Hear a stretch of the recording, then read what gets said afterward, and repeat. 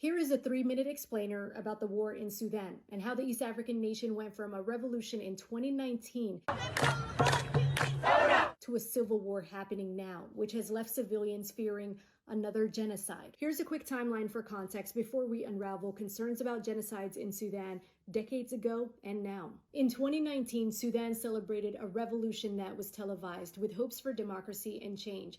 Longtime President Omar al-Bashir was overthrown from his position after 30 years in power. Later that year, a power-sharing agreement was signed for a military and civilian council. This was presented as a transitional administration with a promise to transition into a democracy. Two generals became power players during this time, General Abdel Fattah al-Burhan and General Mohammed Hamdan Dagalo, also known as Hamidi. In 2021, a military coup dissolved the power-sharing transitional government. The two generals went from allies to rivals. General Burhan is the military chief of the Sudan Army, and General Dagalo is the commander of the rival army, the Rapid Support Forces, referred to as RSF.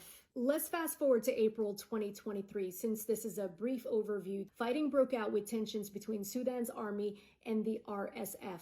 The failed plan to integrate both military groups led to the two forces vying for control. The power struggle turned the capital Khartoum into a war zone. Then it spread to other areas, leaving Sudan erupting into a full-blown civil war. The power struggle is triggering for many reasons, as the war has morphed into ethnic violence, raising fears of another genocide. In early November, ethnic cleansing concerns intensified when more than 1,300 people from the Masali tribe were killed in the West Darfur region, according to human rights activists. The Darfur genocide from 20 years ago left more than 300,000 people killed and an estimate of 2.7 million people displaced between 2003 and 2008. And now, decades later, Sudanese civilians continue to struggle. More than half of Sudan's population needs humanitarian aid, according to the UN.